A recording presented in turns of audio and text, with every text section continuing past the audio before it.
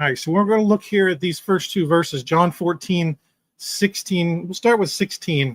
Now, I want to point out something very powerful in this verse 16. But let's read it. It says, I will ask the Father, and he will give you another helper, that he may be with you forever. What do we have here? We have Jesus, I will ask the Father, and he will give you another helper. And we know that's the Holy Spirit.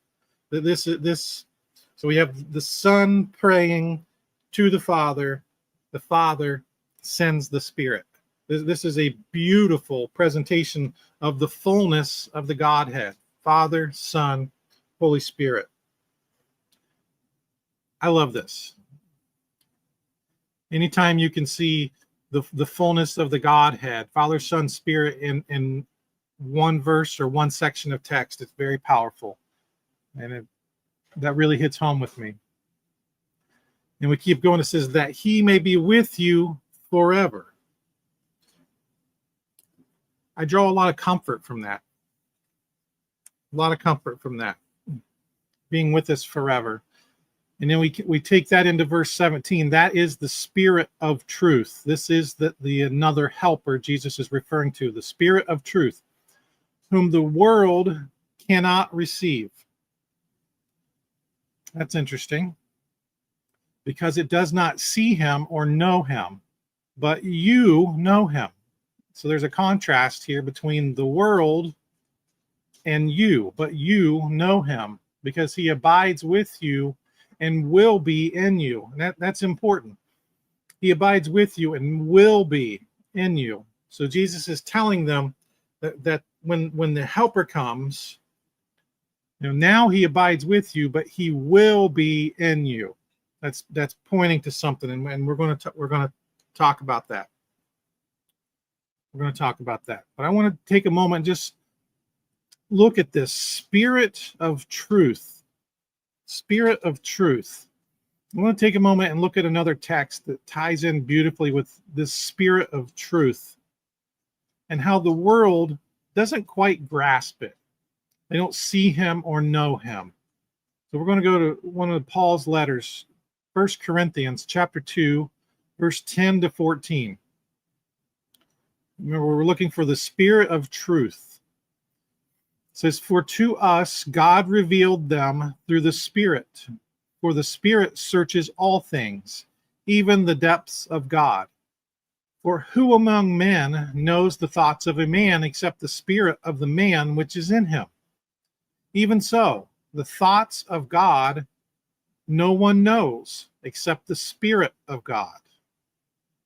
Now we have received not the spirit of the world, but the Spirit who is from God, so that we may know the things freely given to us by God, which things we also speak, not in words taught by human wisdom, but in those taught by the Spirit, combining spiritual thoughts with spiritual words.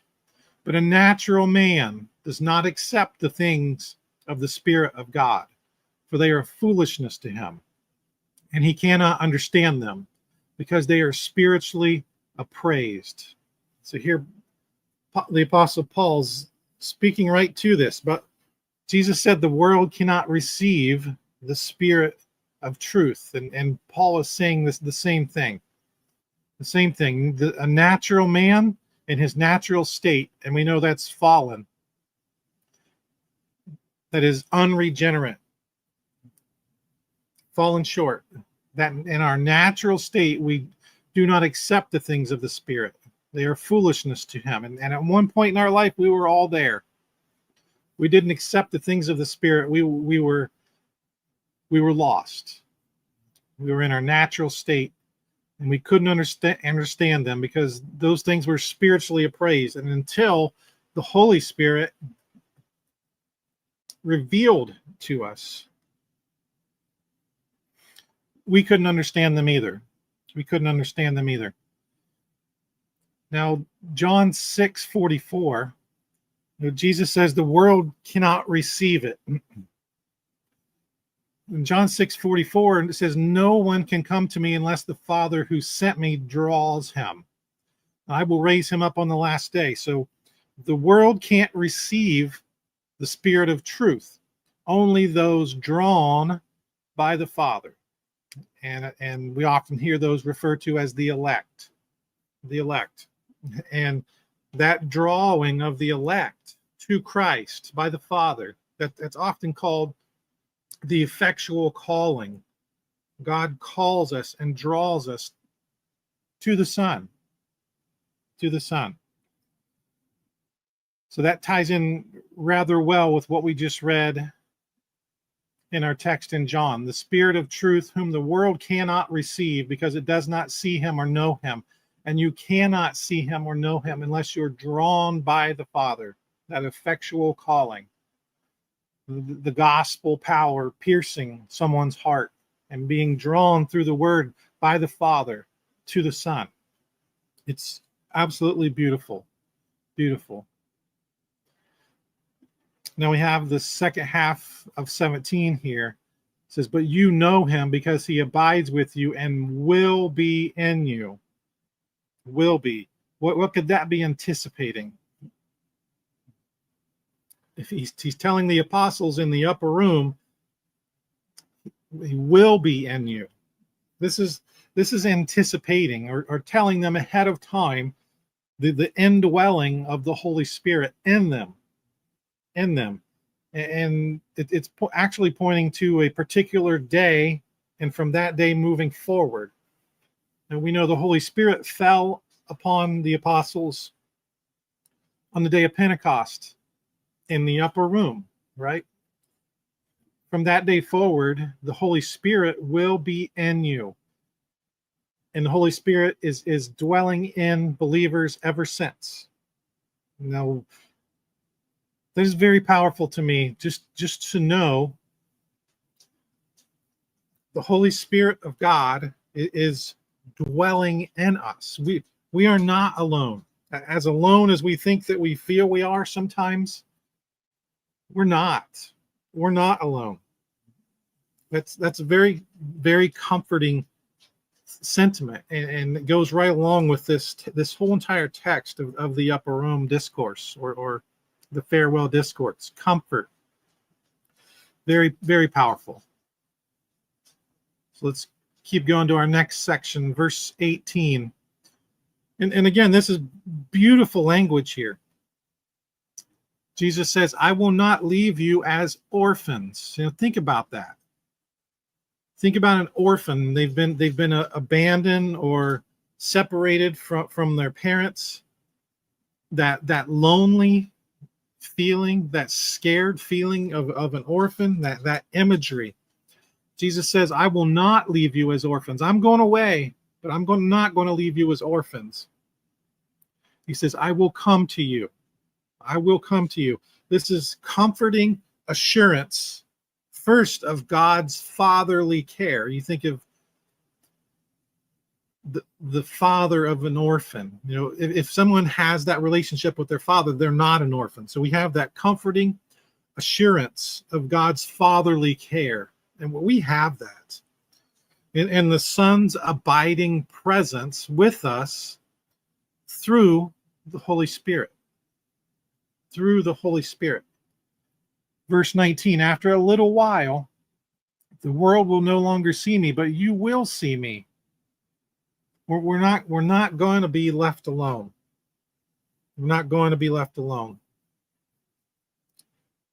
That is very encouraging to me.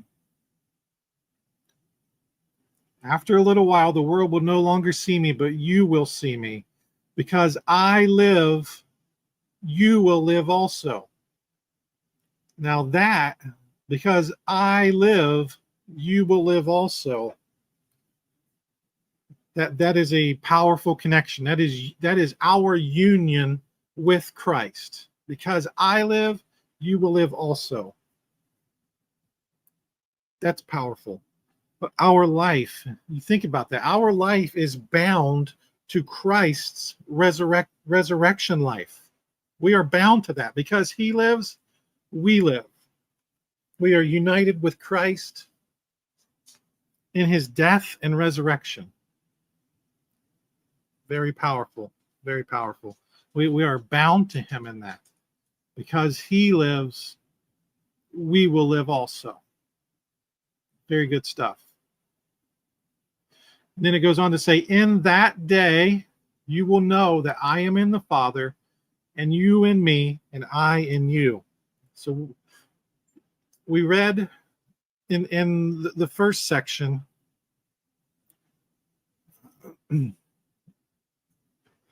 where Jesus told them that he abides with you, but will be in you. Will be. And then in this verse, in verse 20, in that day.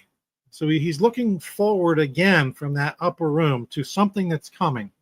In that day, you will know that I am in my Father, and you in me, and I in you. So what could that day be? In that day. Well, it's the same thing we just read. It is the falling of the Holy Spirit. And it was in that day would be that day of Pentecost when the Spirit fell in the upper room. And from that day forward, we look at Romans 6:5, and it's pretty interesting because we just covered this at church this morning. Romans 6:5 says, for if we have become united with him in the likeness of his death, certainly we shall be also in the likeness of his resurrection. You see that our life is bound to Christ. This is speaking of union or unity with Christ. There's a connection with us and Christ. Quite beautiful. I certainly can draw a lot of comfort from that text that we are bound to Christ. We are tied to him through his death and resurrection. Because he lives, we live.